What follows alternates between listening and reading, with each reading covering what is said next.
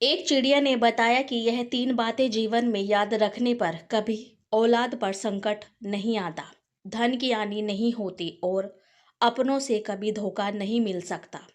पुराने समय की बात है। टीकमगढ़ राज्य के राजा का एक बेटा हुआ था जिसका नाम था सिद्धार्थ। राजा सिद्धार्थ का एक नियम था। वे अपने साथ एक सेवक को लेकर भेष बदलकर रात में नगर को घूमते थे और नगर में घटने वाली समस्त घटनाओं को देखकर उन पर नमन किया करते थे। राजकुमार सिद्धार्थ के पिता बहुत वृद्ध हो चुके थे, इसलिए एक दिन उनकी मृत्यु हो जाती है। उसके बाद राजकुमार सिद्धार्थ को ही वहां का राजा बताया जाता है। राजा बनने के बाद भी राजकुमार ने अपने नगर में घूमना बंद नहीं किया। हाँ, इतना जरूर था, पहले उनके साथ एक सेवक रहता था, अब वे अपने साथ एक मंत्री को रखते थे। एक दिन राजकुमार सिद्धार्थ और मंत्री भेष बदलकर नगर में घूम रहे थे। जब वे एक गली से गुजर रहे थे तो उन्हें घर के अंदर से कुछ स्त्रियों के बोलने बतलाने की आवाज सुनाई दी। राजा और मंत्री दरवाजे से सटकर खड़े हो जाते हैं और अंदर झांक कर देखते हैं कि तो उन्होंने देखा कि 3 सुंदर युवतियां आपस में बात कर रही थी। बातों से लग रहा था वे तीनों आपस में बहने बहने हैं। वे तीनों अपनी अपनी पसंद के बारे में बातचीत कर रही थी। बड़ी बहन कहती है, बहनों, मुझे तो स्वादिष्ट भोजन खाने का बड़ा शौक है। मैं तो अपना विवाह किसी राज्य के रसोई से कराऊंगी। स्वादिष्ट भोजन खाने को मिलेगा। तब मंझली बहन कहती है, हे बहन, मैं तो अपना विवाह किसी राजा के बड़े अधिकारी से करना चाहती हूँ। अगर मेरा विवाह राजा के मंत्री से हो जाए, सेनापति से हो जाए या कोतवाल से हो जाए तो मैं अपने आप को बहुत धन्य समझूंगी। छोटी बहन उनकी बातें सुनकर चुपचाप बैठ गई। तब उन दोनों बहनों ने अपनी छोटी बहन से पूछा कि बहन, तुम चुपचाप कैसे बैठी हो? तुम भी अपनी बात बताओ। छोटी बहन कहने लगी, बहन, मेरा काम नौकर चाकर से नहीं चलेगा। मैं तो अपना विवाह राजा से करूंगी ताकि तुम दोनों के पतियों पर मैं हुक्म चला सकूं। और मैं इतना चाहती हूं कि राजा से मेरे एक ऐसा बेटा पैदा हो जो हंसे तो फूल झड़े, रोए तो आंखों से मोती टपके, जिसके एक ओर के केस सोने के हो और दूसरे ओर चांदी के। बस ऐसा मेरा सपना है। छोटी बहन की बात सुनकर वे दोनों बहनें ठक मारकर हंसने लगी और कहने लगी, तुम तो हमेशा पागलों की तरह बात करती हो। तीनों बहनें की बातें सुनकर राजा और मंत्री द्वार पर खड़े सोच रहे थे। तीनों की बात सुनकर राजा बड़ा आश्चर्य हुआ। राजा ने मंत्री से कहा, मंत्री जी, इस घर को अच्छी तरह से पहचान लो और कल सुबह इन तीनों बहनों को दरबार में बुलवा, मुझे इनसे कुछ पूछना है। राजा की आज्ञा का पालन करते हुए अगले दिन मंत्री ने तीनों बहनों को राजा के दरबार में बुला लिया। राजा ने देखा कि उन तीनों में से जो सबसे छोटी बहन थी, जो कह रही थी कि मैं राजा से ब्याह करूंगी, वह बहुत सुंदर थी। राजा उसकी सुंदरता पर मुग्ध हो जाता है। उसके बाद राजा ने उन तीनों से पूछा कि कल रात आप अपने घर में क्या बात कर रही थी? सच सच बताना। तुम तीनों की बातचीत कल मैंने अपने कानों से सुनी थी। अगर तुमने गलत बोलने की कोशिश की तो तुम्हें राजकीय दंड दिया जाए। अब वे बातें तो उन स्त्रियों के बीच की थी, उन्हें भला वे राजा के सामने कैसे जाहिर करती? राजा ने जब उस रात की बातों के बारे में पूछा तो वे तीनों शर्मा गई। लज्जा के कारण उनकी जुबान बंद हो गई। राजा के पूछने पर उन्होंने कहा कि हमें कुछ याद नहीं है कि हमने क्या कहा था। राजा ने कहा, आप जब कुछ छोड़कर हमें फिर से वही बातें बताइए और हम तुम्हारी इच्छाओं को पूरे करने का प्रयास करेंगे।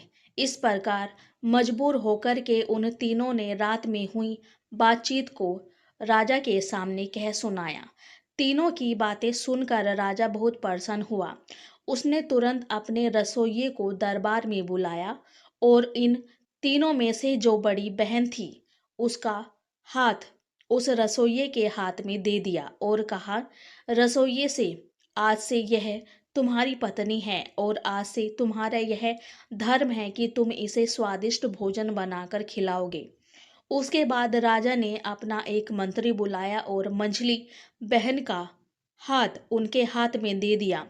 छोटी वाली से कहा कि तुम्हारी यह इच्छा है कि तुम्हारा विवाह किसी राजा से हो, सो मैं यहाँ का राजा हूँ, तुम्हें मैं अपनी पत्नी के रूप में स्वीकार करता हूँ। यह सुनकर के छोटी बहन बहुत प्रसन्न हुई। राजा ने आदेश कर दिया कि इसी समय मेरे विवाह की तैयारी शुरू की जाए। राजा तो उठकर चला गया। उसके बाद राजा के जितने भी कर्मचारी थे वे शादी की तैयारी में जुट जाते हैं। उधर उन तीनों बहनों के विवाह की तैयारियां होने लगी। छोटी बहन का विवाह बड़ी धूमधाम के साथ वहां के राजा से हो गया। बड़ी वाली बहन का विवाह रसोइये से हो गया और बीच वाली का विवाह वहां के एक मंत्री से हो जाता है। तीनों बहनें अपने अपने पतियों के पास रहने लगी। छोटी बहन को रानी बनाकर राजा के महल में पहुंचा दिया गया। यह देखकर उन दोनों बहनों को छोटी वाली रानी के भाग्य से जलन होने लगी। वे दोनों जब इकट्ठी होती थी तो इस तरह सोचती थी कि हे बहन, छोटी वाली तो सचमुच रानी बन गई और हम अपनी इच्छा का पाकर भी इसकी नौकरानी बनकर रह गई। हमारी छोटी बहन इतनी कौन सी हूर की परी जो उसको राजा ने अपनी रानी बना लिया। मंझली वाली कहने लगी, बहन, बुरा तो मुझे भी लग रहा है। राजा ने उसमें ऐसा क्या देख लिया जो उससे शादी कर ली। कहीं हुई बातों का क्या। आदमी हर तरह की बातें सोचता है और करता है। मेरी समझ में तो छोटी वाली नहीं बल्कि तुम रानी बनने के योग्य थी। बड़ी ने कहा, मुझे भी यह देखकर आश्चर्य होता है कि राजा की अकल पर क्या पत्थर पड़ गए थे जो उसे पसंद कर लिया। उससे तो तुम 100 गुना अच्छी हो। इस प्रकार वे दोनों बहनें एक दूसरे को कोसने लगी और एक दूसरे की बुराई करके अपने दिल को तसल्ली देने लगी। कई बार इतनी प्रबल हो जाती है कि मन में विचार आता कि बहन हम उसकी बड़ी बहन होकर भी उसके नौकर चाकर की पत्नी हैं और वह हमसे छोटे होकर भी हम पर हुक्म बजाती है। हम और हमारे पति उसके एक इशारे पर नाचने लगते हैं। इस तरह की बात करके वे दोनों दिन रात अपनी छाती को जलाती रहती। कई बार सोचती कि उसे खत्म कर दिया जाए या राजा की नजरों में उसे गिरा दिया जाए, तभी हमारे मन को शांति मिलेगी। वे दिन रात इसी उपाय में लगी रहती। वे जब भी अपनी बहन से मिलने जाती तो अपनी हैसियत का ख्याल नहीं रखती बल्कि वह अपनी बहनों से इस तरह मिलती कि उन्हें ऐसा ना लगे कि वह उसे नीचा दिखा रही है। लेकिन छोटी बहन अपनी दोनों बहनों से बहुत प्रेम करती थी। सभी लोग जानते कि दोनों नौकरिया की पत्नियां हैं और उसकी बहन रानी है। कुछ महीनों के बाद रानी को गर्भ ठहर जाता है। यह खबर पाकर राजा को बड़ी खुशी होती है। इधर छोटी वाली बहन से मिलने में दोनों बहनें भी पहुंच जाती है और कहती है, बहन, इस बात की बड़ी खुशी हुई कि तुम माँ बनने वाली हो। अब तो हम दोनों बहनें ही बच्चे के जन्म तक तुम्हारी देखभाल करेंगी। रानी ने कहा, इससे अच्छी बात हमारे लिए और क्या हो सकती है। तुम मेरी बड़ी बहनों हो, मेरी माँ के समान हो। तुमसे बढ़कर भला मेरी देखभाल कौन कर सकता है। तुम अपने पतियों के द्वारा यह आवेदन राजा के सामने पेश कर दो। आशा है कि वे इसे स्वीकार कर लेंगे। उन्होंने अपने पतियों के द्वारा राजा से आवेदन दे दिया। राजा ने कहा, ठीक है, यह बात हम रानी तक पहुंचा देंगे, आपको बताएंगे। राजा ने अपनी रानी से पूछा तो वह खुशी खुशी तैयार हो गया। अब तो राजा ने उन दोनों बहनों के लिए रानी के पास रहने और उसकी देखरेख करने की अनुमति दे दी। वे दोनों बहनें रानी के पास महल के अंदर रहने लगी। अब उन्हें अपनी दुष्टता का प्रदर्शन करने का पूरा मौका मिल गया था। इधर जब रानी के बच्चे का जन्म होने का समय आया तो उन्होंने सारी दास दासियों को वहां से हटा दिया। इधर रानी ने एक सुंदर सुशील पुत्र को जन्म दिया। पुत्र को देखकर उन दोनों बहनों की जलन चौगुनी हो गई। चुपचाप उन दोनों बहनों ने उस बच्चे को महल के बाहर ले जाकर एक कंबल में लपेटकर एक लकड़ी के संदूक में रखकर नदी में प्रवाहित कर दिया। वहां से एक मरा हुआ कुत्ते का बच्चा उठाकर रानी के पास लाकर रख देती है और महल की सभी दास दासियों को बताया कि रानी ने एक मरे हुए कुत्ते के बच्चे को जन्म दिया है। यह बात सुनकर सभी रानी हैरान हो जाती है। इधर राजा को जब यह बात पता चली तो वह भी क्रोध से लाल पीला हो जाता है। राजा कहने लगा कि ऐसी स्त्री का मैं क्या करूंगा जो कुत्ते के बच्चे को जन्म देने वाली है। मैं तो इस रानी को मरवा दूंगा। राजा को ऐसा करता देखकर मंत्री ने उसे समझा बुझाकर शांत किया। इधर वह संदूर नहर में बहता हुआ जाने लगा।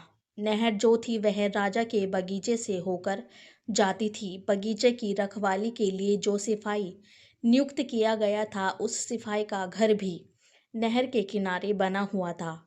उसने नहर में जाते हुए एक लकड़ी के संदूक को देखा। संदूक को खोलकर देखा, उसमें एक अत्यंत सुंदर तेजस्वी बालक लेटा हुआ था। बालक को देखकर सिपाही बड़ा हैरान होता है। किस बालक को नहर में भला किसने छोड़ दिया है? उस सिपाही ने ज्यादा सोच विचार नहीं किया कि बच्चा नहर में किसने डाला है, क्यों डाला है।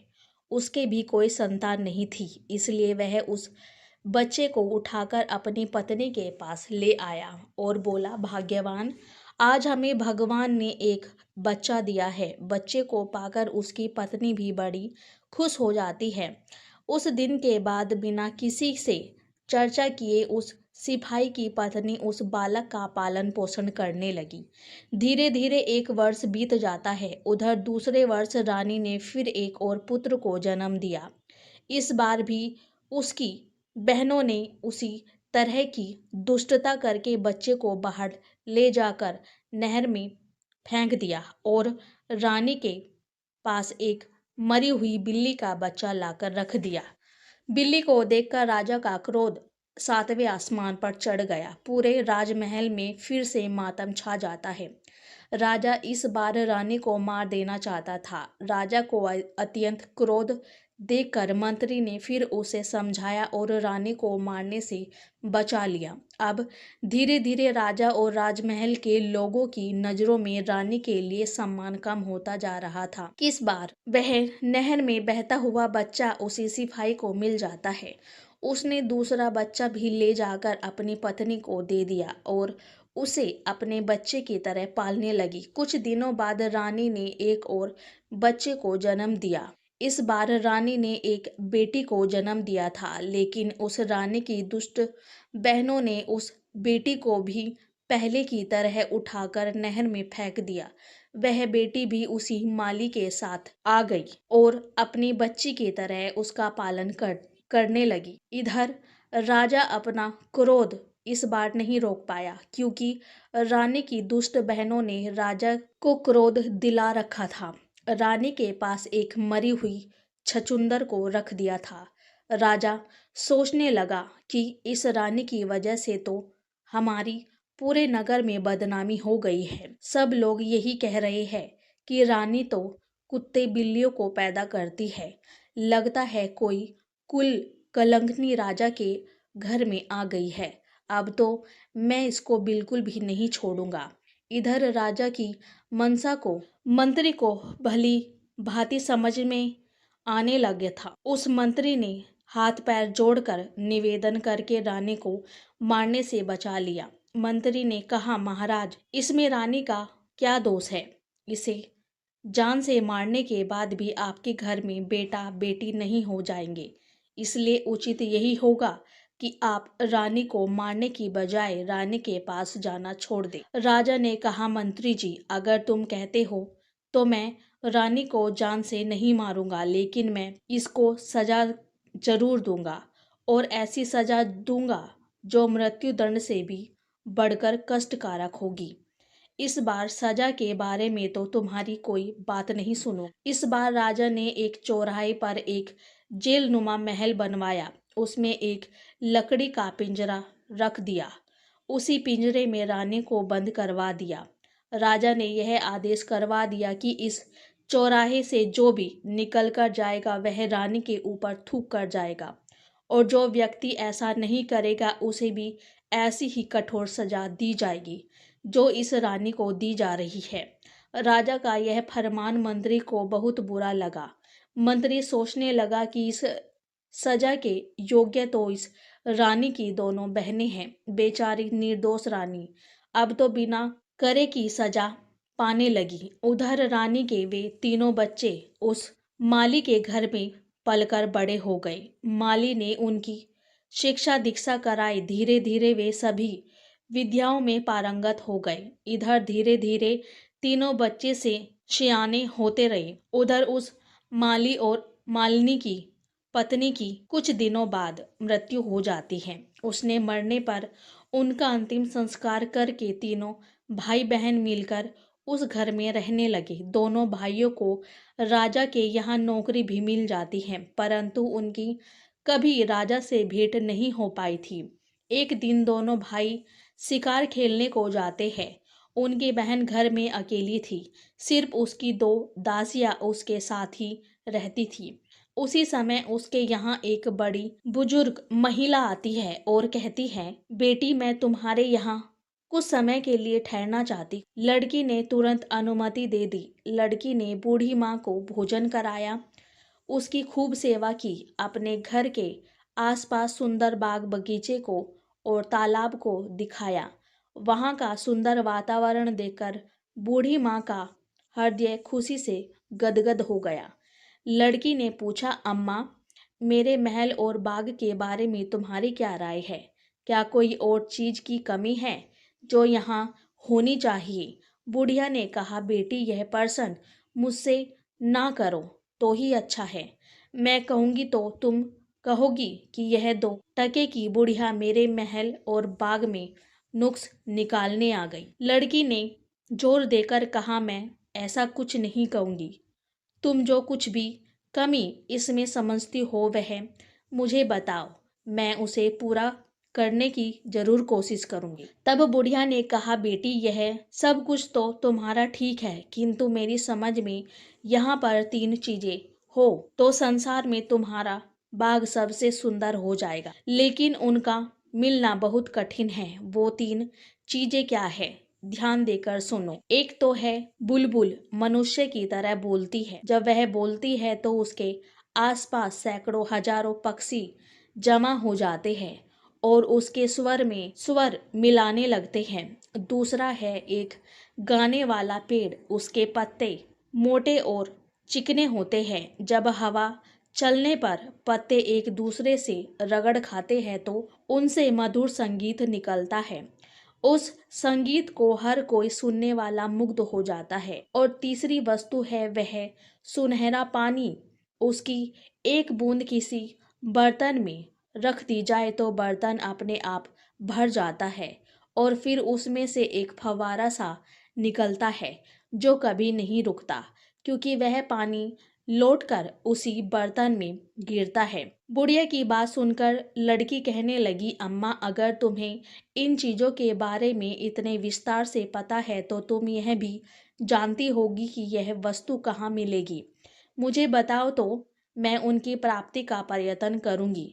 बूढ़ी महिला ने कहा, बेटी मैं तुम्हें यह नहीं बता सकती, लेकिन इतना जरूर बता सकती हूँ, यहाँ से कोई व्यक्ति उत्तर दिशा में चला जाए और सीधा चलता जाए तो 10 दिन की यात्रा के बाद जो पहला व्यक्ति उसे मिलेगा उससे पूछे कि यह वस्तु कहाँ मिलेगी, वही आगे की राह बताएगा। अच्छा बेटी, बुढ़िया कहने लगी, मुझे काफी देर हो गई है, अब मैं चलती हूँ। बुढ़िया को क्या मालूम था कि वह लड़की, इतनी साहसी लड़की, खुद इन चीजों की तलाश में निकल पड़ेगी, इसलिए उसने विस्तार से वह सब कुछ बता दिया था जो उसे मालूम था। लड़की ने उसकी बताई हुई एकाएक बात याद कर ली। इधर दोनों लड़के जब शिकार से लौटकर आते हैं तो अपनी बहन को उदास बैठा हुआ देखते हैं। उन्होंने पूछा, बहन क्या बात है? आज तुम्हारी तबीयत खराब है क्या, या कोई और बात है, या फिर कोई बात तुम्हारी मर्जी के खिलाफ हो गई है? लड़की ने सिर झुककर कहा, नहीं भाई, ऐसी कोई बात नहीं है। भाइयों ने कहा, यह तो तुम झूठ बोल रही हो। कुछ ऐसे तो जरूर हुआ है जो तुम्हें दुख दे रहा है। अगर तुम नहीं बताओगी तो हम तुम्हारे पास से उठकर नहीं जाएंगे। तब लड़की ने देखा कि दोनों भाई बात जानने के लिए अड़े खड़े हैं, तो उसने कहा, मैं तुम्हें इसलिए नहीं बताना चाहती कि जो मैं कहूँगी उसे सुनकर तुम चिंता और कष्ट में पड़ जाओगे। खैर, जब तुम जिद कर ही रहे हो तो मैं बता ही देती हूँ। हमारे पिता ने यह महल हमारे लिए बनाया था और इसी बगीचे में सुंदरता और सजावट की कोई चीज की कमी नहीं रखी, लेकिन अभी भी इसमें कुछ कमियां हैं। किंतु आज मुझे 3 चीजों के बारे में मालूम हुआ है। अगर वे 3 चीजें इस बाग में आ जाए तो हमारा महल अद्वितीय सुंदर हो जाएगा। दोनों राजकुमार ने पूछा, बहन, वे ऐसी कौन सी चीजें हैं, हमें शीघ्र बताओ। तब लड़की कहती है, भाइयों, एक तो उम्दा किस्म की बुलबुल जो बोलने वाली हो, जिसका गाना सुनकर हजारों पक्षी इकट्ठे होकर उसके स्वर में स्वर मिलाने लगे। दूसरा है गाने वाला पेड़, जिसके पत्तों से पत्ते रगड़ खाकर संगीत निकालते हो। तीसरा है सुनहरा पानी, जिसकी एक बूंद से ही कभी खत्म नहीं होने वाली वह फुहारा बन जाता है। मैं इसी चिंता में हूं कि इन्हें कैसे प्राप्त करूं। दोनों राजकुमारों ने पूछा, बहन, अगर तुम हमें यह बता दो कि यह तीनों चीजें कहाँ और किस दिशा में मिले तो हम तुम्हें ढूंढ कर लाकर देने का प्रयास करेंगे। इस प्रकार अगले दिन उनमें से जो बड़ा राजकुमार था वह अस्त्र शस्त्र लेकर घोड़े पर बैठकर वह तीनों चीजें लेने के लिए चला जाता है। तो लड़की रोने लगती है और कहने लगी कि भैया, मैं कितनी दुष्ट हूँ जो अपने शौक के लिए तुम्हें मुसीबत में फंसा रही हूँ। मैं अपनी मांग वापस लेती हूँ। अब कभी भी इन चीजों का जिक्र नहीं करूंगी। तुम मत जाओ। तब बड़े राजकुमार ने कहा, बहन, एक बार कमर कसकर मैं बैठ गया, अब मैं हटूंगा नहीं। अगर मैं नहीं जाऊंगा तो हमेशा मेरे दिल में यह बात खटकती रहेगी कि मैं कायर हूँ। राजकुमार ने अपनी बहन को एक खंजर दे दिया और कहा, जब तक यह खंजर ठीक है मैं सुकून और स्वस्थ हूँ, लेकिन अगर इसमें खून की बूंदें टपकने लगे तो समझ लेना कि जीवित नहीं हूं मैं। यह सुनकर के दोनों बहन भाई उदास होते हुए कहने लगे, भाई, तुम ऐसी खतरनाक यात्रा पर मत जाओ। लेकिन बड़े राजकुमार ने एक भी नहीं सुनी। उसने फौरन घोड़ा दौड़ा दिया और सीधे उत्तर दिशा की ओर चल दिया। चलते चलते 20 दिन का सफर तय कर लिया। तभी उसे एक अजीब सा दृश्य दिखाई दिया। उसने देखा कि एक झोपड़ी बनी हुई थी। उसके बाहर एक बूढ़ा आदमी बैठा हुआ था। उसके बाल बर्फ की तरह सफेद थे। उसकी दाढ़ी, मूछें और भौरे इतने बड़े हो गए थे कि उसका पूरा शरीर ढका हुआ था। उसके हाथ और पैर के नाखून बहुत बड़े बड़े हो गए थे। उसने अपना शरीर एक चटाई से ढक रखा था। उसके ऊपर उसके बाल पड़े हुए थे। राजकुमार देखकर समझ गया कि वह कोई तेजस्वी साधु है जो ऐसे दुर्गम और निर्जल स्थान में अकेला बैठा है। जरूर उन चीजों के बारे में यह साधु जानता होगा। राजा घोड़े से नीचे उतरा और उसने उस वृद्ध तपस्वी के पास जाकर प्रणाम किया। तपस्वी ने प्रति उत्तर में कुछ कहा, लेकिन उनकी आवाज राजकुमार को समझ में नहीं आई, क्योंकि तपस्वी बालों से पूरी तरह ढके हुए थे। राजकुमार ने फौरन अपनी जेब से एक छोटी सी कैंची निकाली और कहा, तपस्वी महाराज, आपके बालों की वजह से आपकी आवाज मेरी समझ में नहीं आ रही है। यदि आप आज्ञा दे तो मैं आपकी दाढ़ी, मूछ और बालों को काट दूं। तपस्वी ने इशारे से कहा, हाँ। राजकुमार ने उनके सारे बाल काट दिए। अब तो साधु का चेहरा बिल्कुल बदल गया था। राजकुमार ने कहा, यदि मेरे पास दर्पण होता तो मैं आपको जरूर दिखाता। बालों के कटने के बाद आप बूढ़े से जवान हो गए हों।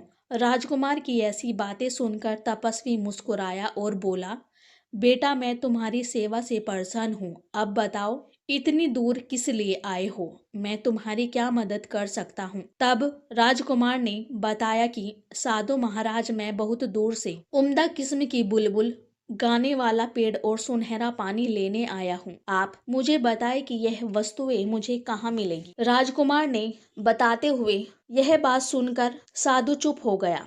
राजकुमार ने पूछा, महाराज आप चुप कैसे हो गए? कृपया कुछ तो बताइए, यदि नहीं पता है तो आप मना कर दो।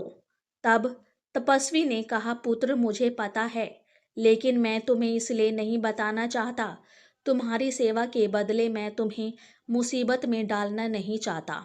वहां का मार्ग बड़ा कठिन है। सैकड़ों लोग वहां गए लेकिन कोई लौटकर नहीं आया। इसलिए मैं तुमसे कहता हूँ जहां से आए हो वापस चले जाओ। राजकुमार ने कहा, बूढ़े बाबा मैं जाने के लिए नहीं आया हूँ, मुझे अपना कार्य पूरा करना है। मैंने अपनी बहन को वचन दिया है, इसमें चाहे मेरी जान ही क्यों ना चली जाए। तुम मुझे वहां तक पहुंचाने का रास्ता बता दो, बाकी मैं देख लूंगा। तुम मेरे युद्ध कौशल पर विश्वास करो। तपस्वी ने कहा, बेटे यही तो मुसीबत है, तुम्हें युद्ध कौशल दिखाने का अवसर ही नहीं मिलेगा। तुम्हें जो शत्रु मिलेंगे वो सामने से मुकाबला नहीं करते बल्कि से वार करते हैं। राजकुमार ने कहा, छुपे तौर पर वार करते हैं? छुपे तौर पर वार करने वालों से भी निमट अच्छी तरह से मैं जानता हूँ। आप मुझे वहां जाने का रास्ता बताइए। बस तपस्वी ने उसे बहुत समझाया लेकिन राजकुमार ने अपनी जिद नहीं छोड़ी। तब तपस्वी ने अपने झोले में से एक गेंद निकाली और कहा, मुझे तुम्हारे जीवन पर भरोसा है, लेकिन तुमने जिद पकड़ ली है तो अपना भला बुरा तुम स्वयं ही जानो। तुम घोड़े पर सवार होकर के इधर को जाओ और उस गेंद को भूमि पर गिरा दो। यह गेंद खुद ही लुढ़क जाएगी और तुम उसके पीछे पीछे चले जाना। जब तक यह लुढ़क रही है तब तक तुम चलते रहना। एक पहाड़ के नीचे जाकर यह गेंद रुक जाएगी। वहीं एक पेड़ से तुम घोड़े को बांध लेना और फिर आगे पहाड़ पर चढ़ने लगना। तुम्हारे दोनों ओर काले पत्थर दिखाई देंगे, तुम उन पर ध्यान मत देना। इस दौरान तुम्हें पीछे से कई आवाजें सुनाई देगी। तुम्हें कुछ धमकियां, कुछ गालियां सुनाई देगी, तुम उन्हें अनसुना कर देना। अगर तुमने एक बार भी डर कर पीछे की ओर देखा तो तुम और तुम्हारा घोड़ा दोनों काले पत्थर के रूप में बन जाएंगे। वहां पड़े हुए काले पत्थर वही सब लोग हैं जो इन्हीं चीजों को लेने के लिए गए थे और पीछे लौटकर देखने के कारण वहां पत्थर बन गए। अगर तुम कुशलतापूर्वक पहाड़ की चोटी पर पहुंच गए तो वहां एक वृक्ष पर टंगा हुआ पिंजरा मिलेगा जिसमें गाने वाला पक्षी है जो बुलबुल मौजूद है। चिड़िया की बातों से तुम्हें डरना नहीं है बल्कि उससे तुम उस गाने वाले पेड़ और सुनहरे पानी का पता पूछना। वह चिड़िया तुम्हें बताएगी कि यह चीजें कहाँ मिलेगी। इन सब चीजों को पाने के बाद तुम्हारी राह में कोई खतरा नहीं रहेगा। बेटे मैंने यह सब तो तुम्हें जरूर बता दिया, लेकिन अब भी मैं यही कहता हूँ कि तुम वापस लौट जाओ। मैं साफ साफ कह दे रहा हूँ, तुम वहां तक नहीं पहुंच पाओगे। उससे पहले ही काला पत्थर बनकर रह जाओगे। राजकुमार आगे के लिए चले जाते हैं। तपस्वी ने वह गेंद लड़के को दे दी। लुढ़कते लुढ़कते उसी पहाड़ी की तलहटी में जाकर रुक गई। वहां से ऊपर जाने के लिए एक बड़ा ही खतरनाक रास्ता था। राजकुमार ने घोड़े को वहीं बांध दिया और पहाड़ पर चढ़ने लगा। दूर जाने के बाद उसे बड़े बड़े काले काले पत्थर दिखाई दिए। उन पत्थरों के बीच 5 कदम की आगे बढ़ा होगा तभी पीछे से कुछ आवाजें आनी शुरू हो गई। वे आवाजें उस राजकुमार को धमका रही थी। कोई आवाज कह रही थी, कौन है बेवकूफ जो आगे जा रहा है। कोई आवाज कहती कि पकड़ो इसे। कोई कहती यह कितना बड़ा दुष्ट है, इसे पकड़कर मार डालो। कोई उस पर चीखती चिल्लाती। कोई कहती इसे घेर लो, जरूर यह उस चिड़िया को चुराने आया है। राजकुमार ने उन आवाज़ों की उपेक्षा की और तेजी से आगे के लिए बढ़ने लगा, लेकिन वह जितना आगे बढ़ रहा था उतनी ही आवाज़ें तेज होती जा रही थी। उसके कानों के पर्दे फटने लगे, दिमाग सुन्न हो गया। तपस्वी ने जो उसे बताया था उसके दिमाग से निकल गया और एक बार वह मुड़कर पीछे देखने लगा। जैसे ही उसने पीछे देखा तो वह घोड़ा और राजकुमार दोनों काले पत्थर के बन जाते हैं। इधर अपनी बहन को राजकुमार जो खंजर देकर गया कि मेरी मृत्यु होने पर इस खंजर से खून टपकने लगेगा। राजकुमारी उस खंजर को देखकर शयन से निकलकर देखती है कि लेकिन उधर जैसे ही राजकुमार काला पत्थर बन गया वैसे ही उस खंजर से खून टपकने लगा। यह देखकर राजकुमारी जोर जोर से रोने लगी, सिर पटक पटक कर कहने लगी, हाय मेरा भैया, मेरी नादानी से तुम्हारा जान चली गई। जाने की सब मनहूस घड़ी में वह कमबख्त बुढ़िया यहाँ आई थी। वह ना यहाँ आती और ना मैं इस झंझट में पड़ती। मैंने उसका अच्छा व्यवहार किया, लेकिन उसने मुझे लालच में डाल दिया। भगवान तू मेरे भाई को जिंदा घर लौटा दे, चाहे मेरी मौत भेज दे। भाई ना चाहे तो मैं चिड़िया और पेड़ और उस पानी का क्या करूंगी? मुझे कुछ नहीं चाहिए, मुझे सिर्फ मेरा भाई चाहिए। लड़की को रोता देखकर उसका दूसरा भाई कहने लगा, बहन रोने धोने से कोई फायदा नहीं, मैं जो कहता हूँ तुम वो करो। मैं पता लगाऊंगा कि भैया किस प्राकृतिक कारण से मरे या किस शत्रु ने उन्हें घेरकर मार डाला। किसी ने उन्हें मारा होगा तो मैं उसे जिंदा नहीं छोड़ूंगा। भैया की मौत का बदला जरूर लूंगा। बहन ने उसे उस दूसरे भाई को बहुत समझाया और उसे रोकने का प्रयास किया, मगर वह भी नहीं रुका। बहन बोली, मैंने एक भाई तो खो दिया है, दूसरे को मौत के मुंह में नहीं जाने दूंगी। बड़े भैया तुमसे कोई कम नहीं बहादुर, लेकिन फिर भी वह मुसीबत में पड़ गए। वह तो मुझे अपनी कुशलता का हाल जानने के लिए खंजर भी दे गए।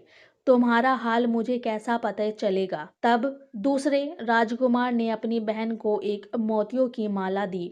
उसने कहा, देखो बहन, इस माला के सारे मोती अलग अलग हैं। किस दिन उनके मोती एक दूसरे से चिपक जाए तो समझ लेना कि मैं दुनिया में नहीं हूँ। ऐसा कहकर के दूसरा राजकुमार भी घोड़े पर बैठकर चला जाता है। 20 दिन की यात्रा करके वह उन्हीं ऋषि के पास पहुंच जाता है। वह तपस्वी को प्रणाम करके उनसे पूछता है कि आप मुझे बताना सकते हैं बोलने वाली चिड़िया और गाने वाला पेड़ और सुनहरा पानी कहाँ मिलेगा? तपस्वी ने कहा, बेटा वह राह तो बड़ी खतरनाक है, तुम वहां जाने की बात छोड़ दो और घर वापस लौट जाओ। वहां अभी तक जितने भी लोग गए हैं कोई भी लौट कर नहीं आया है। कुछ दिन पहले एक नौजवान आया था, देखने में बिल्कुल तुम्हारे जैसा था।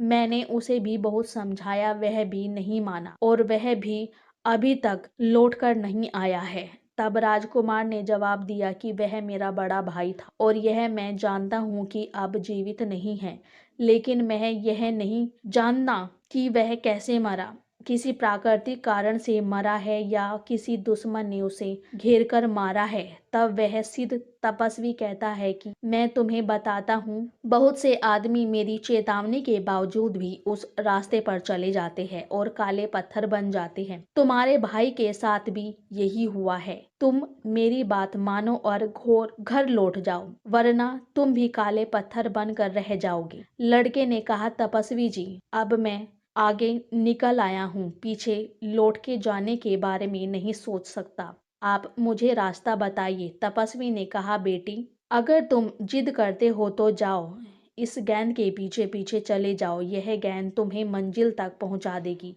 इतना कहकर तपस्वी ने वह गेंद लड़के को दे दी। राजकुमार को पता बताते हुए लुढ़का दी और चलती गई। राजकुमार उसके पीछे पीछे चलता गया। कुछ देर चलने के बाद वह गेंद एक पहाड़ की तलहटी में जाकर रुक गई। राजकुमार ने घोड़ा वहीं पर छोड़ा और उस पहाड़ी के ऊपर चढ़ने लगा।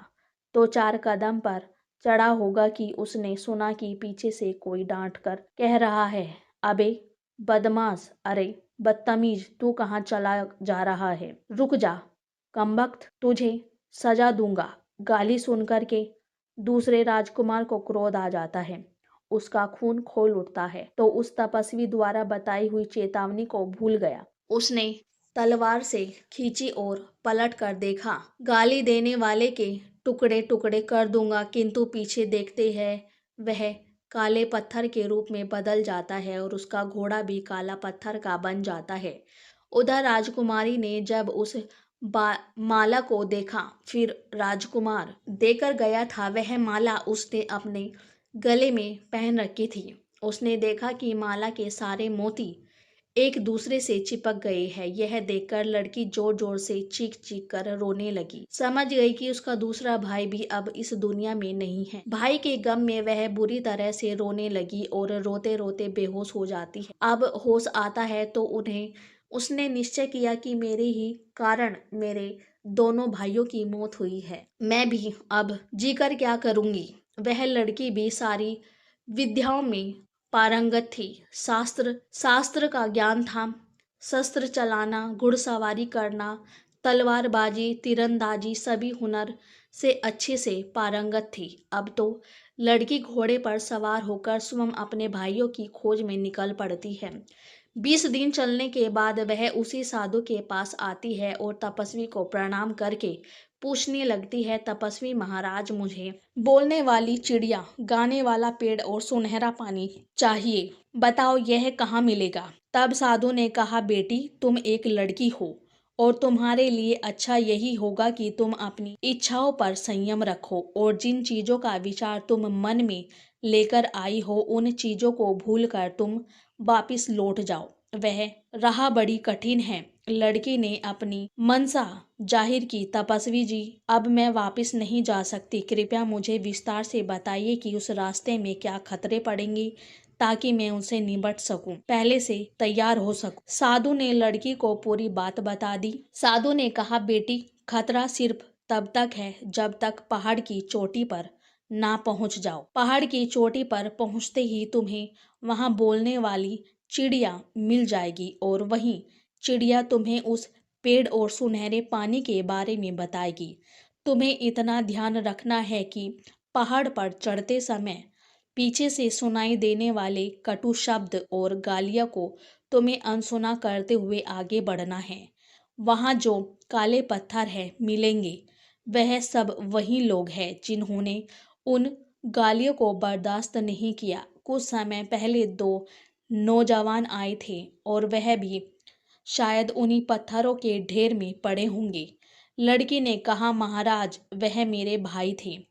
लड़की ने कहा, इसका मतलब वह शब्द किसी का कुछ नहीं बिगाड़ सकते यदि उन्हें अनसुना करते हुए आगे बढ़ जाए तो उनकी। लड़की ने क्या किया, अपने कानों में रुई डाल ली। तपस्वी ने वही गेंद लड़की को दे दी। लड़की उस गेंद के पीछे पीछे चलने लगी। गेंद जाकर के पहाड़ी के तलहटी में रुक जाती है। लड़की ने घोड़ा वहीं छोड़ दिया और पहाड़ी के ऊपर चढ़ने लगी। तभी पीछे से बड़ी भयानक आवाज आने लगी, किंतु लड़की के कानों में रुई लगी थी, इस कारण वह आवाज उसे सुनाई नहीं दी। लड़की लगातार आगे बढ़ती जा रही थी। आवाजें धीरे धीरे बहुत तेज होती चली गई। लड़की उन गालियों को सुनती गई और सहन करती गई। आखिरकार वह उस पहाड़ की चोटी पर चढ़ गई। वहां जाकर उसने देखा कि एक पिंजरे में एक सुंदर चिड़िया मधुर सुर गा रही है। लड़की को देखते ही वह लड़की को कहने लगी, चिड़िया एकदम गरज कर कहने लगी, लड़की खबरदार मेरे पास मत आना। चिड़िया की डांट फटकार सुनकर राजकुमारी हंसने लगी और उससे दौड़कर उस चिड़िया का पिंजरा उठा ली और कहने लगी, चिड़िया रानी, आज से मैं तुम्हारी मालकिन हूँ। अब तुम हमेशा मेरे कब्जे में रहोगी। लड़की ने अब अपने कानों से रुई निकाल ली। चिड़िया बोली, तुम ठीक कह रही हो, अब मैं सदैव तुम्हारे पास रहूंगी। मैं हमेशा पिंजरे में बंद रहती हूँ और संसार की कोई भी बात ऐसी नहीं जो मुझे मालूम ना हो। तुम्हारा हाल भी मैं इतना जानती हूँ कि जितना तुम भी नहीं जानती हो। मेरे कारण तुम्हें बहुत ही लाभ मिलेंगे। अब तुम मेरी मालकिन हो और मैं तुम्हारी सेवा करूंगी। इस समय तुम मुझे बताओ कि मुझे क्या करना है, मुझसे क्या चाहती हो। चिड़िया की बातें सुनकर लड़की बहुत प्रसन्न होती है। राजकुमारी ने कहा, मुझे अपने भाइयों की पत्थर बनने का बड़ा दुख। खैर यह बातें मैं तुमसे बाद में करूंगी। पहले मुझे यह बताओ कि मुझे गाने वाला पेड़ और सुनहरा पानी कहाँ मिलेगा। चिड़िया ने जो रास्ता बताया, राजकुमारी चलकर उस स्थान पर पहुंच गई। वहां एक सुनहरे पानी का कुंड था। लड़की ने एक चांदी की सराय में एक उस पानी को भर लिया। फिर उसने चिड़िया से गाने वाले पेड़ के बारे में पूछा तो चिड़िया ने कहा, तुम्हारे पीछे की ओर जो बड़ा सा जंगल है, इसी में वह गाने वाला पेड़ मिलेगा। वहां पहुंचकर तुम्हें खुद पता चल जाएगा कि वह पेड़ कौन सा है, क्योंकि उस पेड़ से संगीत निकलता है। राजकुमारी ने कहा, यह ठीक है, लेकिन मैं उस पेड़ को उखाड़कर कैसे लाऊंगी। चिड़िया बोली, पेड़ नहीं उखाड़ना है, तुम सिर्फ उस पेड़ की एक टहनी तोड़ लेना। जब तुम अपनी बाल्टी में उस टहनी को डालोगी तो कुछ ही समय में वह टहनी पूरे वृक्ष के रूप में बदल जाएगी। उस चिड़िया के बताए अनुसार राजकुमारी उस जंगल में पहुंच जाती है और वहां से गाने वाले पेड़ की टहनी तोड़कर अपने पास ले लेती है। राजकुमारी को अब तीनों चीजें प्राप्त हो चुकी थी, लेकिन उसे अपने भाइयों का सबसे ज्यादा ख्याल अपने दिमाग में बना हुआ था। उसने चिड़िया से पूछा, चिड़िया रानी, मेरे दोनों भाई रास्ते में काले पत्थर बने हुए हैं, क्या मैं उन्हें फिर से जीवित कर सकती हूँ? मैं तो यह भी नहीं जानती कि उन काले पत्थरों में मेरे भाई कौन से हैं। चिड़िया ने कहा कि तुम इस सराय में जो सुनहरा जल लेकर आई हो, एकाएक बूंद उन शिला खंडों पर डाल देना, तुम्हारे भाई घोड़े फिर से जीवित हो जाएंगे। चिड़िया की बातें सुन करके राजकुमारी प्रसन्न हो गई और पिंजरा, सुरा और टहनी लेकर पहाड़ से उतरने लगी। जहां जहां उसे काले पत्थर दिखाई दिए, उसने उन पर एक एक बूंद सुनहरा जल छिड़क दिया, जिससे जितने लोग पत्थर के बने थे, घोड़े समेत अपने असली रूप में आ जाते हैं। उन्हीं पत्थरों के बीच उनके दोनों भाई भी पड़े थे। भाइयों को जीवित देखकर राजकुमारी एकदम उनसे लिपट कर रोने लगी। कहने लगी, भाइयों, मुझे चिड़िया, पानी और पेड़ की टहनी मिल गई है। इनमें मिलने से तुम फिर से जीवित हो गए हो और यहाँ पड़े जितने भी काले पत्थर थे, मैंने सबको जीवित कर दिया है। वे सब राजा, राजकुमार, राजकुमारी का धन्यवाद करने लगे कि तुमने हमें जीवन दान दिया है। हम आजीवन तुम्हारे आभारी रहेंगे और तुम्हारी आज्ञा का पालन करेंगे। राजकुमारी बोली, मैंने तो लोगों पर कोई एहसान नहीं किया, मैं अपने भाइयों को जिंदा करना चाहती थी। उसमें अगर तुम्हारा भी भला हो गया तो यह तो बड़ी खुशी की बात है। अब तुम लोग अपने अपने निवास स्थान के लिए चले जाओ। इधर राजकुमारी और उसके दोनों भाई अपने घोड़े पर सवार होकर दोनों राजकुमारों ने एकाएक चीज ले ली। एक ने पानी और दूसरे ने टहनी और राजकुमारी ने चिड़िया का पिंजरा ले लिया। बाकी जितने भी लोगों को राजकुमारी ने जीवन दान दिया था, वे सब उनके पीछे पीछे चलने लगे। राजकुमारी और दोनों राजकुमार जब तपस्वी साधु की कुटिया पर उनका धन्यवाद करने के लिए आए तो साधु अपनी कुटिया से गायब हो चुके थे। वह तपस्वी इतने ही काम के लिए वहां मुद्दतों से बैठा हुआ था। उन तपस्वी साधु की सहायता से ही आज राजकुमारी को तीनों चीजें प्राप्त हो गई थी। राजकुमारी अपने दोनों भाइयों के साथ अपने घर पर आ जाती है और उसके मकान के सामने जो उसके बगीचे का हिस्सा था, राजकुमारी ने उसे उस बाग में उसे बोलने वाली चिड़िया के पिंजरे को निकाल दिया। चिड़िया ने जैसे ही बोलना शुरू किया, उसके आसपास हजारों पक्षी आकर जमा हो गए और वह चिड़िया के सुर में सुर मिलाने लगी। राजकुमारी ने थोड़ी दूर उस गाने वाले पेड़ की टहनी भी लगा दी। कुछ ही दिनों में वह विशाल पेड़ की तैयार हो गया। अब हवा चलने पर उसके पत्तों की रगड़ से उसमें संगीत की ध्वनि फूट जाती। राजकुमारी ने एक संग मरमर के पत्थरों से बाग में एक कुंड बनवाया। उस कुंड में वह सुनहरा पानी डाल दिया। कुछ ही देर में वह पानी कुंड भर गया और उसमें से एक पानी का फुवारा उठकर खड़ा हो गया। कुछ ही समय में उस बगीचे की चर्चा पूरे शहर में होने लगी। सारे शहर के लोग तमाशा देखने के लिए राजकुमारी के बाग में आने लगे।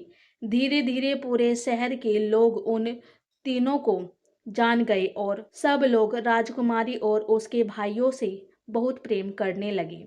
एक दिन दोनों राजकुमार शिकार खेलने के लिए जाते हैं। संयोग से उसी समय उसी जंगल में वहां का राजा भी शिकार खेलने के लिए आता है। अचानक दोनों राजकुमार राजा के सामने आ जाते हैं। दोनों राजकुमारों ने राजा को प्रणाम किया। वे दोनों राजकुमार इतने सुंदर थे कि उनकी सुंदरता को देखकर राजा उन्हें देखता ही रह गया। उसने उनका नाम और निवास स्थान पूछा। दोनों राजकुमारों ने हाथ जोड़कर कहा, महाराज, हम लोग आपके भूतपूर्व सिपाही के पुत्र हैं। हमारे पिता अब इस दुनिया में नहीं हैं। हम दोनों अपनी बहन के साथ जंगल के किनारे उस महल में रहते हैं जो मेरे पिता ने आपसे अनुमति लेकर बनवाया था। हमें वह इसलिए अच्छे वातावरण लगते थे कि बड़े होकर के वह आपकी सेवा करें। राजा ने कहा, यह तो ठीक है, लेकिन लगता है तुम यहाँ शिकार खेल रहे हो। क्या तुम्हें मालूम नहीं था कि यह साई शिकार ग्रह है और यहाँ कोई शिकार नहीं खेल सकता? दोनों राजकुमारों ने निवेदन किया, क्षमा करिए महाराज, हमारे पिता की सहमत अहम मौत हो गई है। हमारा निर्देश कोई नहीं है, इसलिए हम लोगों का ज्ञान अधूरा है और अन्य नौजवानों की तरह हमसे भी भूल हो जाती है। राजकुमारों की राय भरी बातें सुनकर जरा मुस्कुरा जाते हैं। कहने लगा, पुत्रों, क्या तुम्हें शिकार खेलना भी आता है या नहीं? दोनों ने जवाब दिया, हाँ महाराज, हमें शिकार खेलना अच्छी तरह से आता है। आप हमें अवसर दे तो देखें। तब राजा ने कहा, ठीक है, हम तुम्हें अवसर देते हैं। तुम हमें शिकार खेल कर दिखाओ। दोनों राजकुमारों ने थोड़ी ही देर में शिकार खेला और एक रीछ का शिकार करके राजा के सामने लाकर रख दिया। राजा उन दोनों राजकुमारों की वीरता देखकर खुश हो जाते हैं और कहने लगे, पुत्रों, मैं तुम्हें तुम्हारी वीरता से अलग नहीं करना चाहता, इसलिए मैं चाहता हूँ कि तुम लोग मेरे साथ महल में चलो, मेरे साथ भोजन करो। राजकुमारों ने कहा, महाराज, इस समय हम आपके साथ नहीं चल सकते। उस उद्दंडता के लिए क्षमा चाहते हैं। राजा ने आश्चर्य से पूछा, क्यों नहीं चल सकते? तो उन्होंने बताया कि हमारी एक बहन है। हम तीनों जो भी करते हैं तीनों ही सलाह पे करते हैं। हम अपनी बहन की सलाह लेकर ही आपके यहाँ आ सकते हैं। राजा ने कहा, मुझे इस बात की बड़ी खुशी है कि तुम भाई बहन एक दूसरे की सलाह से काम करते हो। राजा ने कहा, ठीक है, आज तुम अपने घर जाओ और अपनी बहन से पूछकर कल तुम इसी जगह पर हमें आकर मिलना। इस प्रकार दोनों राजकुमार राजा से आज्ञा लेकर अपने घर चले जाते हैं, लेकिन वह उस घटना के बारे में बातचीत करना अपनी बहन से भूल गए। अगले दिन जब वे फिर उसी जंगल में शिकार खेलने गए तो राजा ने फिर पूछा कि तुमने अपनी बहन से सलाह ली या नहीं? राजा के पूछने पर वे दोनों घबरा जाते हैं, एक दूसरे की ओर देखने लगे। उन्होंने कहा, महाराज, हमसे भूल हो गई, हम इस बात की चर्चा करना भूल गए। राजा ने कहा, कोई बात नहीं, आज नहीं तो कल पूछ लेना। दोनों राजकुमार अपने घर आ जाते हैं और अपनी बहन से कहते हैं कि बहन, आज हम शिकार खेलने गए थे, हमें यहाँ का राजा मिला था और राजा ने हम दोनों को अपने आप भोजन पर बुलाया है। राजकुमारी ने कहा, यह तो तुम्हारे लिए सौभाग्य की बात है, लेकिन रुको राजा, योगी, अग्नि, जल, इनकी उल्टी रीत, इनसे बचकर चलियो। थोड़ी पिलाइयो प्रीत। मैं उस बोलने वाली चिड़िया से पहले पूछ लूं कि राजा का निमंत्रण हमें स्वीकार करना चाहिए या नहीं। राजकुमारी फौरन चिड़िया का पिंजरा लेकर अपने कमरे में आई। पूछने लगी कि चिड़िया रानी, हमें सारी बातें बताओ, तुमसे कोई बात छुपी नहीं है और तुम सलाह हमें सही देती हो। मुझे तुमसे एक सलाह लेनी है। मेरे दोनों भाइयों को राजा ने अपने यहाँ भोजन पर बुलाया है। बताओ तुम्हारी इसमें क्या राय है? चिड़िया ने कहा, मालकिन, तुम्हारे भाइयों को राजा की आज्ञा जरूर माननी चाहिए। राजा पूरे राज्य का मालिक होता है। उनका मेहमान बनने में इन दोनों को किसी प्रकार की कोई हानि नहीं हो। वे शौक से जाए, लेकिन दोनों राजकुमार राजा के लिए भी अपने घर भोजन का निमंत्रण देकर जरूर आए। राजकुमारी ने पूछा कि चिड़िया, मुझे एक बात और बताओ, मेरे भाइयों के निमंत्रण पर अगर राजा हमारे घर आएगा तो मुझे राजा के सामने निकालना या नहीं? चिड़िया ने कहा, इसमें कोई हर्ज नहीं है। राजा हर बात से अपनी प्रजा के लिए पिता के समान होता है और पिता के सामने जाने में किसी भी तरह की झिझक नहीं होनी चाहिए। चिड़िया से पूछने के बाद राजकुमारी ने अपने दोनों भाइयों को राजा के निमंत्रण पर जाने का आदेश दे दिया। दोनों राजकुमारों को जाकर उसी राजा में जंगल में राजा से मिलते हैं और बोले, महाराज, हमें आपका निमंत्रण स्वीकार है, लेकिन हम आपका निमंत्रण तभी स्वीकार करेंगे जब आप भी हमारा निमंत्रण स्वीकार करेंगे। इस प्रकार राजा उन दोनों राजकुमारों को अपने महल में बुलाकर ले जाता है और उन दोनों की खूब अच्छे से खातिरदारी करता है। राजा ने उनकी इतनी अच्छी खातिरदारी की कि कई दरबारी और सरदारों को ईर्ष्या तक होने लगी। इन अजनबियों के प्रति राजा इतना दयावान क्यों है? राजा के सभी कर्मचारियों को इस बात पर बड़ा ही आश्चर्य हो रहा था। सब लोग यह सोचकर हैरान थे कि अपरिचित का इतना सम्मान क्यों हो रहा है। दोनों राजकुमारों के रंग रूप, आश्चर्य, व्यवहार से सभी प्रभावित थे। उनमें आपस में बातें होती थी। राजा ने जिस रानी को पिंजरे में कैद रखा था, अगर उसके पेट में बच्चा पैदा होता तो आज इतने ही बड़े बालक के रूप में होते। इधर जब राजा महल में आता तो भोजन का समय हो जाता। दास दासियों ने सोने के पात्रों में भोजन परोसा। राजा ने उन दोनों कुमारों को भोजन कराने के लिए बैठने को कहा। दोनों राजकुमार बड़े ही संस्कारी थे। राजा ने उनकी कई तरह से परीक्षा लेकर देख रखी थी, लेकिन हर परीक्षा में खरे उतरे। राजा सोचने लगा, ऐसे कुशल बुद्धि के वीर शहजादे अगर उसके होते तो कितना अच्छा होता। उनके पथ राजा का आकर्षण बढ़ता जा रहा था। भोजन के बाद राजा उन्हें अपने मनोरंजन के कक्ष में लेकर जाता है और काफी देर तक उनसे बातें करता है। उनकी बातें सुनने से उसका जी नहीं भर रहा था। राजा ने गायन, विद्या और वादन आरंभ करने का आदेश दिया। अपने काल में सर्वश्रेष्ठ गायन वादक को वहां उपस्थित कराया और उन्होंने अपनी श्रेष्ठ कला का प्रदर्शन किया। नाच गाने का इंतजाम किया। नृत्यांगना ने मनोहर नृत्य दिखाया, सभी को प्रसन्न कर दिया। नाटककार ने नाटक किया। यह कार्यक्रम कई घंटों तक चलते रहे। उसके बाद जब संध्या होने को आई तब दोनों भाइयों ने राजा से अपने घर जाने की आज्ञा मांगी और राजा से कहा कि महाराज, अब आप भी हम दोनों गरीबों की कुटिया में पधार कर हम पर कृपा कर। राजा ने उनका निमंत्रण स्वीकार कर लिया और बोला, मुझे तुम्हारे यहाँ कुछ आकर प्रशंसा हुई है। मैं तुम्हारी बहन से जरूर मिलूंगा। इस प्रकार दोनों राजकुमार अपने घर चले जाते हैं। घर आकर उन्होंने अपनी बहन को बताया कि राजा ने सबके समक्ष हमारा बड़ा सत्कार किया और वह भी वादा किया कि कल शिकार से लौटकर वह हमारे घर जरूर आएंगे। अब हमें राजा के योग्य उत्तम भोजन की व्यवस्था करनी होगी। राजकुमारी ने कहा कि तुम चिंता मत करो, मैं बोलने वाली चिड़िया से सलाह लेकर सारा प्रबंध कर दूं। फिर वह चिड़िया का पिंजरा अपने कमरे में लेकर जाती है। उसने चिड़िया को पूरे हाल बताए तो चिड़िया ने कहा, मालकिन, यह तो बड़े सौभाग्य की बात है। राजा साहब तुम्हारे घर आ रहे हैं। तुम उनके स्वागत सत्कार का जो भी प्रबंध कर सको वह उत्तम ही होना चाहिए। किंतु मेरे कहने से तुम एक विशेष भोजन बनाओ। तुम खीर का गाढ़ बनाना और उसके ऊपर मेवे की तरह जगह जगह मोतियों को बिछा देना। राजकुमारी बोली, यह कैसे व्यंजन हुआ? यह तो हंसों का नाम तो सुना है कि मोती खाते हैं,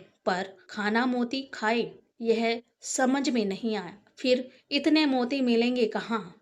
चिड़िया ने कहा, उसकी तुम चिंता मत करो। तुम्हारे बगीचे की पूर्व दिशा में एक पेड़ खड़ा है। उसी पेड़ की जड़ में, उस पेड़ की जड़ को तुम खुदवान तो उससे ढेर सारे मोती मिल जाएंगे। चिड़िया के कहने के अनुसार दो नौकरों को ले जाकर राजकुमारी ने उस पेड़ की जड़ को खुदवाया। उस पेड़ की जड़ में एक सोने का संदूक निकला जिसमें तरह तरह के आभूषण और मोती मौजूद थे। राजकुमारी यह देखकर बहुत खुश हो जाती है। अब उसे चिड़िया पर बहुत अधिक विश्वास हो गया। इधर राजकुमारी ने मकान की ऐसी साफ सफाई की, मकान चमकने लगा। समय दोनों राजकुमार बढ़िया कपड़े पहनकर घोड़े पर सवार होते हैं और शाही शिकार गांव में पहुंच जाते हैं। शिकार गांव में कुछ देर तक उन्होंने राजा के साथ रहकर शिकार खेला, किंतु रोज गर्मी अधिक थी, धूप बहुत तेज पड़ रही थी, इसलिए उस दिन उन दोनों ने शिकार खेलना जल्दी खत्म कर दिया और अपने सैनिकों को वापस भेज दिया। राजा अपने दोनों सैनिकों के साथ उस राजकुमार के घर आता है। उधर जब राजा उनके द्वार पर आता है तो राजकुमारी ने हाथ जोड़कर राजा को प्रणाम किया। राजकुमारों ने बताया कि यह हमारी बहन है। राजा ने राजकुमारी के सर पर हाथ रखा और वह राजकुमारी की सुंदरता को देखकर काफी देर तक निहारता रहा। राजकुमारी की सुंदरता को देखकर राजा को कुछ याद सा आ रहा था कि उसकी सूरत जरूर किसी से मिलती जुलती है, मगर वह समझ नहीं पा रहा था कि उसकी सूरत किससे मिलती है। उसके बाद राजकुमारी राजा को अपने घर के अंदर बुलाकर ले जाती है और अपने घर की एक हिस्से को, बाग बगीचे को राजा को दिखाती है। राजा ने पूरा भवन देखकर कहा, तुमने अपने महल की सजावट और रख रखाव बहुत अच्छे ढंग से किया है। अब मुझे अपना बाग भी कोई आदमी मुझसे तुम्हारे बाग की बात कर रहा था। यह बाग तुम्हारे पिता के द्वारा लगाया हुआ था। राजा बाग को गौर से देखने लगा। उस बाग में सब कुछ सुंदर था, लेकिन उस बाग के बीच में जो फुवारा था, राजा की नजर उस पर जम गई। उस फुवारों को देखकर सुनहरा पानी काफी ऊंचाई तक उछल रहा था। राजा ने पास में जाकर देखा तो हैरान रह गया, जब तक उसे एक पेड़ से बहुत सुंदर संगीत की ध्वनि सुनाई देने लगी। राजा कहने लगा, इन्होंने अपने बगीचे में गाने बजाने वाले का भी इंतजाम कर रखा है, क्योंकि बाग में बड़े ही सुंदर संगीत की ध्वनि आ रही थी। तो राजा ने उनसे पूछा, क्या सचमुच तुमने गाना बजाने वालों का अपने बाग में प्रबंध कर रखा है? तो राजकुमारी हंसकर कहने लगी, महाराज, यहाँ कोई गवैया नहीं है। हमारे बगीचे में एक पेड़ है, इसके पत्तों की रगड़ से संगीत निकलता है। राजा उसे देखकर हक्का बक्का रह जाता है। वास्तव में पेड़ से संगीत निकल रहा था। राजा ने कहा, यह तो बड़ा अजीब सी चीज है, इनके जैसी चीजों में कल्पना भी नहीं कर सकता। तुमने यह कहाँ से पाई? राजकुमारी ने कहा, महाराज, यह मत पूछो कि हमने कहाँ से पाई, इन्हें मौत के मुंह से निकाल कर हम लाए थे। राजकुमारी ने राजा से कहा, मेरे पास एक और अजीब चीज है जिसे आप और देख लेंगे। वह एक चिड़िया है जो आदमी की तरह बोलती है, और जब यह गाती है तो सारे पक्षी जमा हो जाते हैं और इसके सुर में सुर मिलाते हैं। राजा उस चिड़िया को बड़े ही गौर से देखने लगा। जब वह चिड़िया को देखता है तो फिर उसे अपनी आप बीती हुई बातें बताता है। फिर उस चिड़िया ने कहानी उस राजा को सुनाई जो पहले बीत चुकी थी। राजा अब बातें सुनकर बड़ा अपना सर पकड़कर बैठ जाता है और कहता है कि यह सारी बातें तो हमें रानी की बहनों ने बताई थी, जो रानी की सगी बहनें थी, क्योंकि वे उसकी शुभ चिंतक थी। तब चिड़िया ने कहा, सरकार, यही तो भूल हो गई आपसे कि आपने उन्हें शुभ चिंतक समझ लिया। जब से उन्होंने देखा कि वे नौकरों से बिहाई गई है और छोटी बहन रानी बन गई है तो जलकर मरी जा रही थी, उन दुष्टों ने इस बात का ख्याल भी नहीं किया कि रानी ने शादी के बाद भी उनसे बहनों जैसा प्रेम किया था। रानी को दंड मृत्यु दिलाने के लिए उन्होंने 3-3 बार सफेद झूठ बोला। वह तो भला हो उस मंत्री का जिसके कारण रानी की जान बची है। रानी के अपने दुर्व्यवहार को याद करके राजा की आंखों में आंसू आने लगे। चिड़िया फिर बोले, सरकार, अपने सामने बैठे इन तीनों बच्चों को गौर से देखिए। यह तीनों बच्चे बिल्ली या बच्चे और अंदर जिन्हें आपकी रानी ने जन्म दिया था। रानी की दुर्दशा उनकी बहनों के कारण हुई है। रानी की बहनों ने उनके जन्म पर उनकी जगह मरे हुए जानवर रख दिए और उन्हें कंबल में लपेटकर संदूक में डालकर नहर में बहा दिया ताकि यह डूबकर मर जाए और किसी को पता भी ना चले। किंतु भगवान को इन्हें जीवित रखना था। आपके दरबार का जो माली था उसे इन तीनों को नहर से निकलवा लिया। क्योंकि उसके कोई संतान नहीं थी, इसलिए उसने इनका पालन पोषण किया और अपनी संतान समझकर बड़ा पालन पोषण किया। भली प्रकार की शिक्षा दिलाई और उनके लिए यह महल बनवाया। सरकार, यह तीनों कोई और नहीं, आपकी रानी की संतानें हैं। तब राजा ने चिड़िया से कहा, चिड़िया, तुझे मैं किस तरह से धन्यवाद दूं? दुश्मनों की दुष्टता और रानी का निर्दोष होना मेरे सामने आज तुमने स्पष्ट कर दिया है। मेरे बच्चों को तूने पहचानने में बार बार सोचता था कि इन लड़कों के प्रति मन में आकर्षण, ममता क्यों उमड़ पड़ती है। मैं उनकी बातों पर नाराज क्यों नहीं हो पा रहा हूँ। इस प्रकार राजा ने अपने तीनों बच्चों को गले से लगा लिया। आंखों में आंसू की धारा बहने लगी। आज अपने बच्चों से मिलकर राजा बड़ा खुश होता है। राजा को ऐसा लग रहा था जैसे उसकी आत्मा लौट आई हो। फिर उसके बाद सबने मिलकर भोजन का आनंद लिया। कुछ देर बातें करने के बाद राजा ने कहा कि अब मैं महल को जाता हूँ, कल फिर आऊँगा। कल तुम लोगों को मेरे नहीं बल्कि अपनी माता के स्वागत के लिए तैयार रहना है। उसके बाद महल में रहने के लिए भी आपको चलना है। महल में पहुंचकर राजा ने मंत्री को बुलवाया और उसने उसकी खूब प्रशंसा की। तुम कितने बुद्धिमान मंत्री हो, तुम्हारे कारण रानी की जान बची थी।